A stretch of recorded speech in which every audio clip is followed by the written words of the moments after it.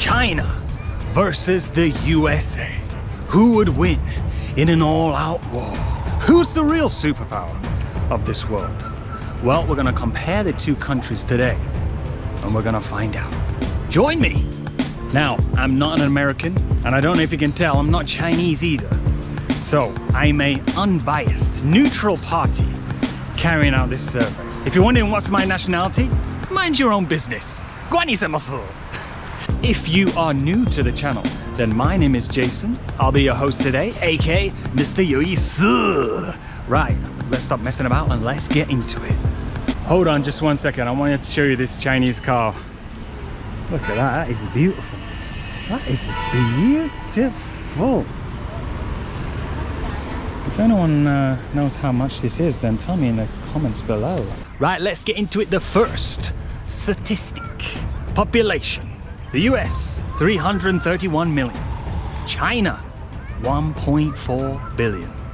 Gross domestic product based on purchasing power parity. The US, 22.6 trillion. China, 26.6 trillion. Very interesting indeed. Foreign reserves.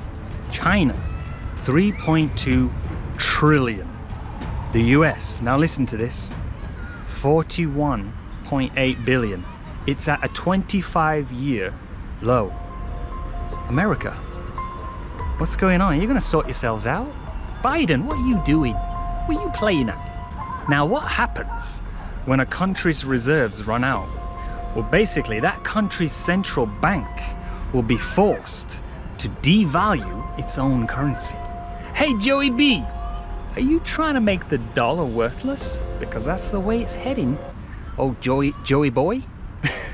Violent crime rate per 100,000 people.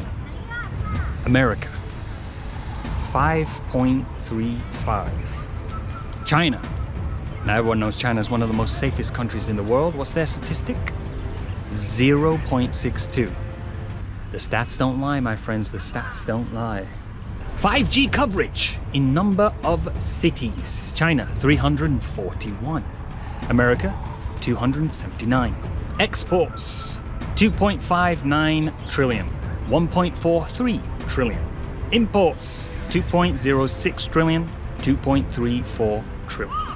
Total high-speed rail track length. Now listen to this, even I was shocked by this one, right? China, 37,900 kilometers. The US, now hold on, you might want to sit down for this one if you're an American, right?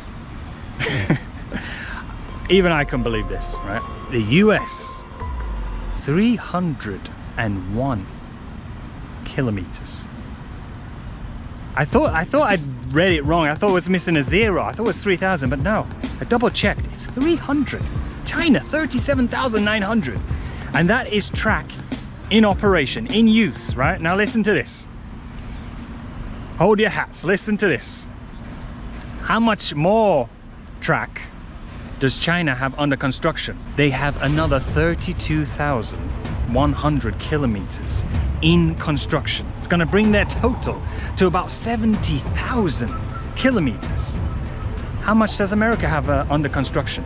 They have 1,700 kilometers under construction, bringing their total to about 2,000. I mean, America, what is going on? I mean, Joey B, Joey boy, what are you doing? Right now, we're getting into the meaty statistics. Military. Military defense budget. The US, 750 billion. China, 237 billion. Now you would think with all that spending on their military, they would have more active military personnel, but they don't. The US has 1.4 million active personnel. China, 2.2 million. Interesting. Combat tanks. China has more. Armored vehicles, about the same. Total artillery. China more. Rocket projectors. China has more. Total aircraft. Now this is where things get interesting. America has way more. Stealth bombers. 20 in America, China has none. Hold on a second. America, why do you have an aircraft, 20 of them, right, that can fly undetected and carry nuclear bombs? What are you planning? Why are you so sneaky, America? Why are you whizzing about the world, flying over countries with nuclear bombs? Hey? Reconnaissance aircraft, 147, China, 5. Nuclear weapons, 4,018. China, 250. Nuclear bombs, the big old daddy bomb, nuclear bombs. America has the most nuclear bombs in the entire world. Yet America is the country that goes around telling other countries, you're not allowed to have nuclear bombs. No, you can't have that many nuclear bombs. No, you can only have 3 nuclear bombs. But we can have the most nuclear bombs in the entire world. Hey America, why are you such a hypocrite? Why don't you get rid of your nuclear bombs first, and then you can start telling other countries get rid of theirs, okay? Let's all just be transparent. And why do we need nuclear bombs anyway? What kind of, what are you planning? Why does any country need nuclear bombs? Anyway, let's just get rid of all the nuclear bombs. I mean, haven't you seen Terminator 2? When the machines take over and they launch all the nukes, it's the end of the world. Transport aircraft, again, America has way more. Now, what I find quite interesting about these stats is, if you look at China's military, they seem to be more focused on being defensive and their defensive capabilities, right? But if you look at the US's military, they are way more focused on their offensive capability and their transportation capabilities. You can see that by the vast contrast in the number of aircraft they have. Now, why is this? Well, it's simply because the US is looking to invade, drop bombs, start wars with countries around the world. So they need this kind of transportation and offensive capabilities. That's all it is. The